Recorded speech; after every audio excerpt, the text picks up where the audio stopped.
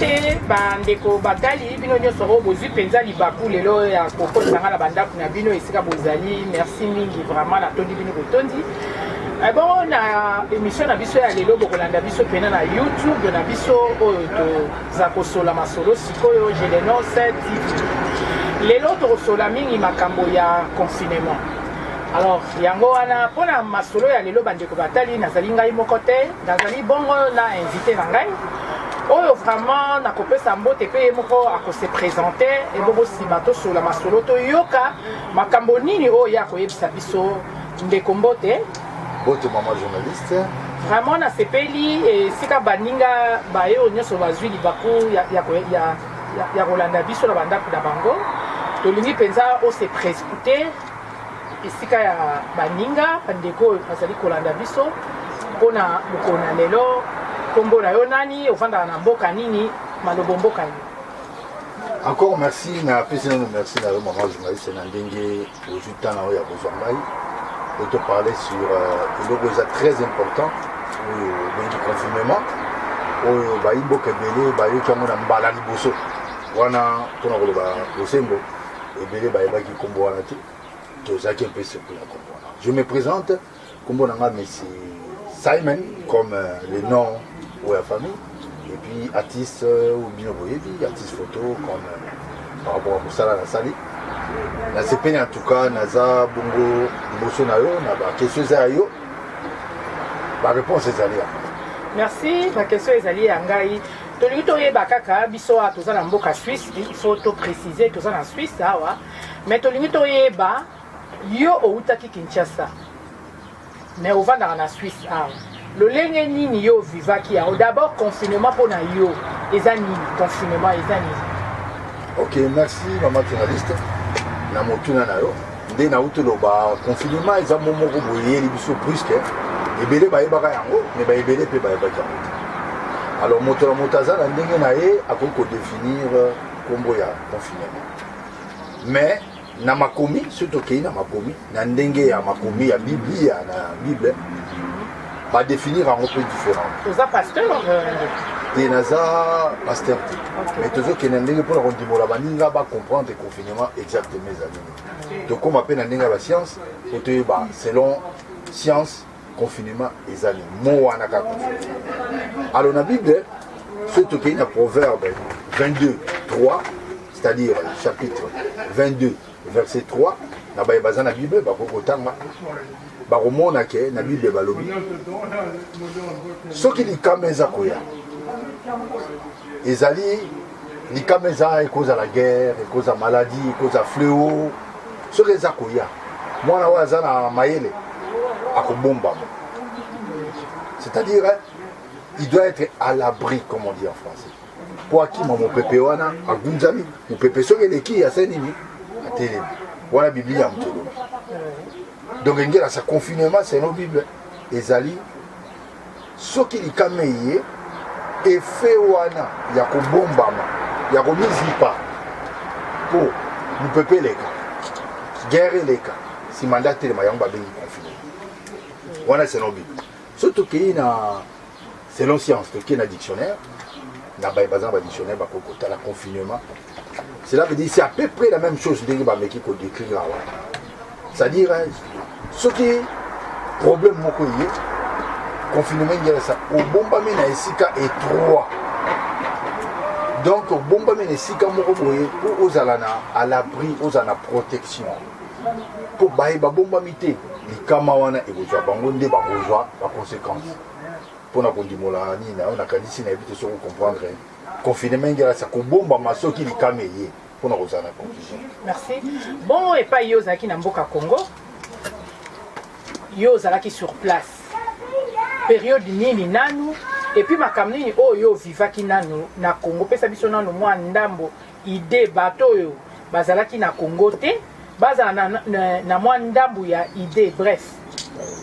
Ok, pour ngai confinement na Congo nde to vivaki en ndenge ngai personnellement na vivre yango na Congo la Kinshasa. Baïbaïbi Congo, République démocratique du Congo, parce que moi je viens du Congo, malgré la vallée d'Angola sur ça. Les amis vraiment passé. N'a pas le confinement, n'a vu vraiment dans ces beautés. Pour la là clair. pourquoi on a vivre en esengo te ezalaki surprise moko boye etikalaki na biso puisque ezalaki na avril etikalaki na nga kaka une semaine poso moko mpo nazonga na mboka na nga na suisa kosala makambo ebele tout à coup tovandaka ya boye tokamwe na télévision président de la république aleki donc voilà à partir ya lobby moto nyonso fafana na ndako na ye parce que maladie eye na mboka eza koboma ya kosakana te eloko moko kotambola te avion kokende likolo te babiro ekosala te baye nyonso basengeli bavanda na ndako mpo baluka eloko ya kolia na ndenge na bango balia parce que moto moko akosala baactivité comme d'habitude eza te donc ezalaki mpasi ezalaki mpona koprotege biso c'est vrai po tokima problème wana parce que soki oza mingi na ndako ozoévite contamination ya maladie wana c'est-à-dire maladie wana eza eloko moko ebande koya mingi soki ozosolola moto aza nango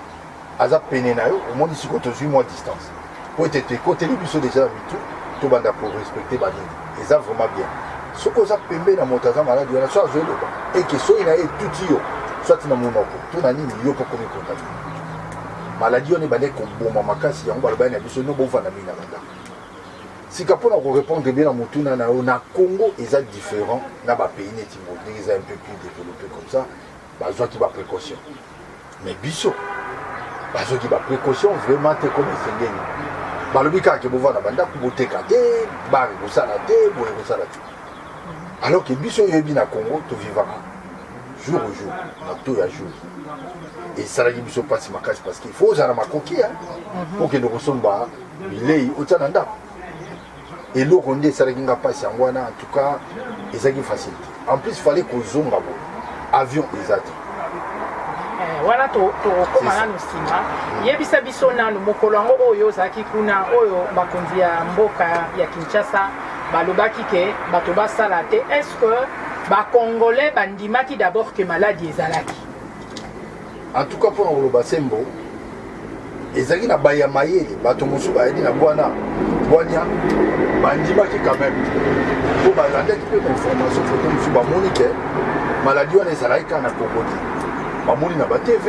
totali biso mo na batelevizio na baétats-unis partout bato bazokufa bato epuis confinement wana ezalaki kaka mpona biso te bamboka ebele esalaki yango esengelaki na biso tondima quand même ke maladi ezali malgré ezali toujours nde baloba na batetu bamutu makasi bandimaki te ke maladi wana ezali pourquoi bandimaki te bamesana te bazwa eloko ya bongo na vie bandimaki na bango yango te mpo bapreuve mpenza ke moto akufi nango ebandeki komonana te toza koyokaka ke na hôpital bamemi motu songolo abeli nango moto asongolo oyo ya biso moko proche bonga na yebi wana na koloba sembo namonaki te moto akufi na korona ye non. Ok, est-ce que ezalaki problème te lokola j'espère que biso nyonso tout toza bacongolais lokola bakinois ou bien bacongolais balingaka na bango ndenge olobi wana kobima balingaka na bango kovanda na babisika ya komela ya bisika ya kolia est-ce que ezalaki te ke lokola une sorte disons baprivaki bango liberté yango baboyaki na bango omoni te ke lokola bato omoni awa na poto bato basi bamesaki kovanda na bandako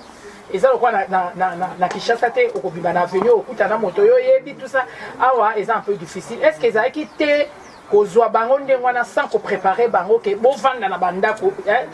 nayebi te soko na limboli mpenza question na mala oui na comprendre mwa mokende bolobi omoni moto soki amesani na habitude na ye ke tous les jours azalaka nde na libanda avivaka na baninga bandeko ezalaka mpasi oloba na ye ke fanda na ndako kobima te c'est vrai ngai moko mpe ebandeki kutuna bandeki kokoka te na kovanda yaka mosungu tokomi ba 12h 13h fona bimaka malgré navanda na poto sadi ke omoni si tomeseni si tomesana na habitude na biso wana ya kosangana kaka na baninga eza jete eza facilité oloba na congolais avanda na ndako wana kutu deuxièmement déjà eza facilité na ntango opesi ye bilei te moto aza mbongo te topesi exemple olobi na ye fo vanda na ndako siko avandi azoyoka nzala akolia nini akolinga olinga te akobima kaka libanda kelongoka ata likayabu ata mwa kwanga mokalia yango moni keza mwa difficile tosengai na nzambe asalaki adongola biso fleo wana po tozokoka moti ezalaki mpena mpasi.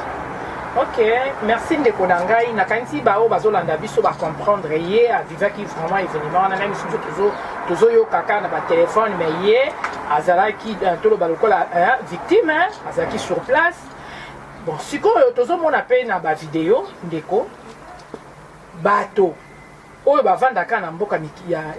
awa na mikili ya poto ezaka na Suisse te na France na Belgique mpe na bamboka mosusu tokotanga nyonso te tomoni bango baleki na bavideo mpona kolela ete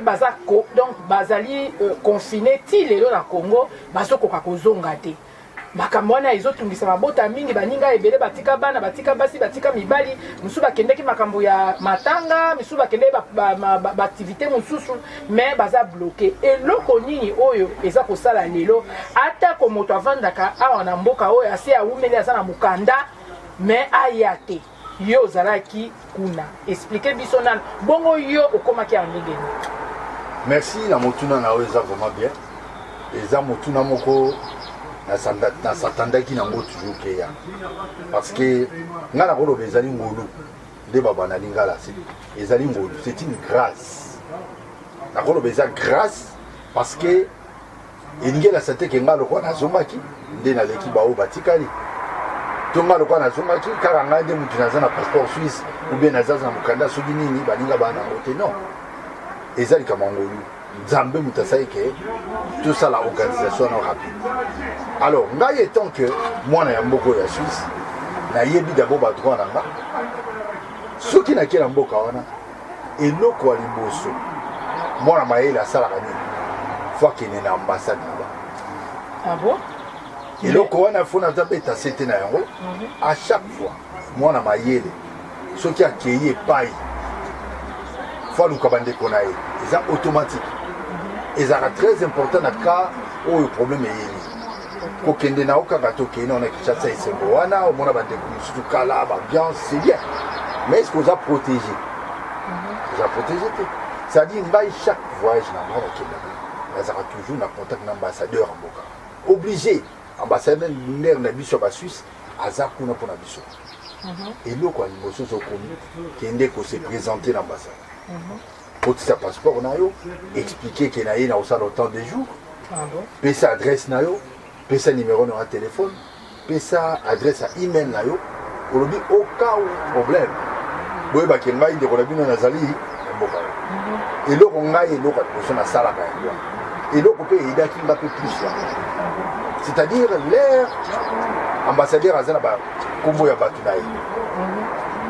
quel que soit problème yango ekozala guerre ekozala mpo tombe malade bakoko ede yo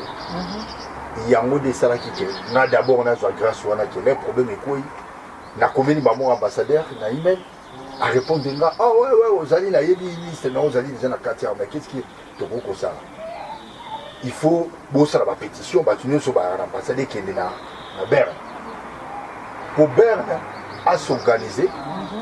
aluele biso mpe po mokimba mpo emema na biso baambassadeur na bino bana mboka eloko esalamaki yango c'est-à-dire tosengaki tolobi ale batindi yango na Berne. Berne a débloqué 2 milliards adéblokaki mpona kosala baorganisation wana toappuye fort nde tozwi contact na ambassadeur alui bon eza eloko moko eza confidentiel okopanzapanza yango te po déjà na Congo avion na biso pamba po ekita bazolinga te c'est-à-dire fallait konégocier et tout ça nde toakozwa kasi wana tozwi téléphone ya ambassadeur d'accord banda ko se préparer yebaki tokoya kozwa nga na longwa na 4h du matin na ndaki mpona kese retourne na avion wana kokamwa te so baye mosusu bazaka kuna c'est parce que bazangaki koyeba qu'il faut qu'on se présente toujours na ambassade et puis bacondition mosusu wana nga nayebi te mindele banda kotala critère ndenge nini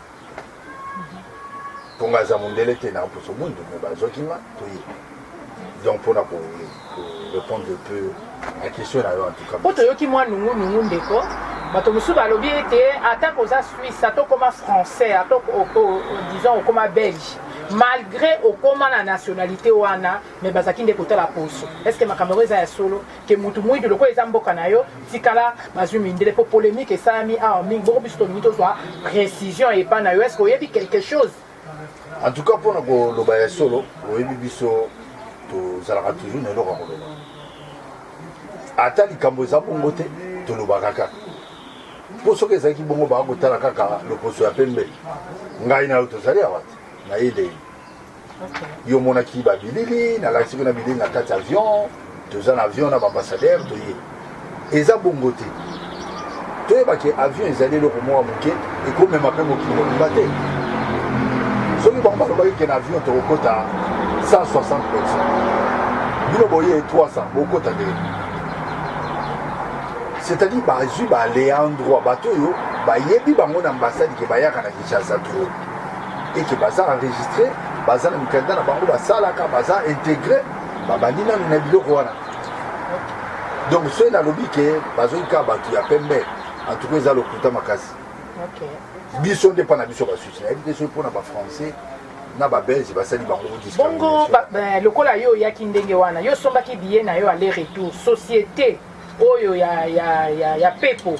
eloko nini oyo osali bazongiseli yo mbongo basali lolenge nini parce que ezopose mpe problème mingi bato bakendaka na Kinshasa basomba babie na bango aller retour mais sikoyo lokola yo ozwaki ngolu wana ndenge yo olobi grâce wana nakoya na baambassadeur sikoyo bambongo ya babie eza rembourse ou quoi tolingi toyebana bon nga personnellement jusque là non bazongiseli ngai mbongo te ça c'est vrai mais toyokaki conseil fédéral alobaki likambo yango ke baagence nyonso tu il faut ezongisa bambongo wana mais malheureusement baagence yango baza kocomplike biso mwa moke mais tozocontinue badémarche mpo bazongisela biso mbongo wana susi na biso kuta eza bongo te mpo na biso essentiel ke nzambe apesi biso grâce tozongi awa mpona likambo ya confinement wana soki tokokanga mobela likambo ya confinement. Merci ndeko nanga nakanisi tokomi mpe na suka ya masolo na biso nakanisi bino moko bandeko bokosala baanalyse boza bato na bwanya tolingaki tozwa mpenza ndeko oyo awutai kuna mpo le mosusu kolobaloba malamu tosololaka kasi eloko oyo nga na retenir ndeko alobi ke lokola ye azalaki Suisse eloko ya liboso soyo akomi na mboka malgré eza mboka na ye akendaka na ambassade s'enregistrer est-ce que biso na bino soki tokei kuna tosalaka ndenge wana point d'interrogation ou bien tant ka ekenda olobi eza mboka na nga na kozonga na nga parce que ndenge na landi ye alobi okozala protégé te nakanisi tokosouhaite lisusu te eloko ya ndenge wana mbeba ya ndenge wana eya kasi eloko tokosouhaite prochainement ezali ke soki oyebi kozokende na mboka malgré eza mboka na biso kasi lokola yo osi ozwa papier oyo ezali ete okoma moto ya mboka wana malamu okende na ambassade mpo toyebaka mpe badroit na biso parce que ça c'est un droit mais biso mingi toyebaka yango te tala lelo oyo mbeba mingi ekomi makambo ekomi ebele oyo balobi boye tolobi teke oyo biso tolobi yango nde eza vraie version mais tozwi maloba epai ya moto oyo avivaki yango tozwi na telefone te tobengi mutu te ya utaki kuna mpe na periode oyo ezalaki vraiment periode oyo ya moto mpe tomoni azongi nde tosepelaki mpenza koyamba ye bongo ndeko na biso oyo bino nyonso tu bozali fadere ozoyoka donc soki neti oza na france onga yango kende kine kowumela donc kokosama kaka te oyo nake bandeko nanga matete bayamba nga ekosala bien te mama sidoni lusamba tuka epai ozali napesi bino bambote mingi bongo maloba suki epai na yo mpona clôturer émission na ngai. Merci beaucoup na question na yo mpona liloba suka naloba ete ke confinement eza eloko oyo lelo tolobeli mais esili te puisque confinement wana ezoloba makambo ebele eza na betape ebele mikolo ekoya tokolobela yango lisusu mpona kofaire comprendre bato confinement wana baconséquence nango baavantage nango liteya nini biso tozwi tolekisa yango kaka lokola mai te non kobana oyo ya biso un jour bakotunaka biso papa to koko na toyokaka ke na époque moko boye maladi moko oyo ekotaka mpa na bino kombo nango ezalaka corona covid-19 nde bino bolobi bino na ntango wana bosalaka nini mayele nini oyo bosalaka mpona kostope yango est-ce que l'ité ya nini bino bozalaka na yango po bote ya pe biso un jour so tozwi eloko moko boye songolo pakala ndenge nini tokose protéger. Oui, ndeko nakanisi tokomi mpenza na suka maloba nayo ya suka ezali mpenza nini na baye oyo nyonso balandi biso mpona mokolo na lelo. Merci na maloba nayo ya suka ndenge olobi nape naza na likambo ya suka koloba mpona ngai nakoki koconclure nano te nde nauti oloba confinement wana esengeli tolobela yango lisusu mpona kofaire comprendre baninga ebele toyeba confinement au juste eza nini parce que malgré topesi bino baexplication mais faut tomona inconvénient nini confinement eyaki nango avantage nini confinement ezalaki nango biso lite ya nini tozwi na confinement mpo tokokola lobilobi baye tokobota oyo bakobenga biso bakoko bakotuna biso na ntango ya kala ndeka biso toyokaka lisese ya nowe ezalaka ndenge nini trouble moko ebimaka boye guerre ya 100 ans ezalaka ndenge nini ndenge mpe bango bakotuna biso papa to koko na epoke moko boye na 2020 maladi moko eyaka kobeta bino makasi babengaka yango covid-19 bozwaka baprécaution nini bostopaka yango ndenge bastratégie nini bino bozwaki epuis liteya nini bino bozwaki mpo confinement eteyi ya nakosa bino te ngai nateyami mingi na confinement tokodevelopa ngo mbala na nsima na journaliste tokokota mpenza na bavie privé tokoyeba confinement ezalaki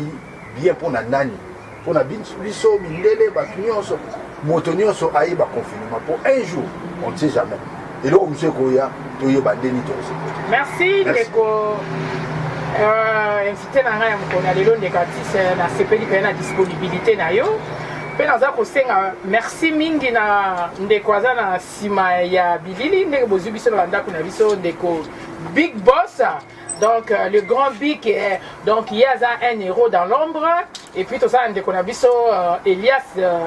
Bataboura. Alors voilà, il y a qui peut assister biso en tout cas na CPD Bandeko. Bolanda biso na YouTube Je dénonce TV. Donc on a un sujet autre ça pour partager de temps en temps Nzambe ya Pambola Bino. En tout cas bon week-end et puis bye, bisous.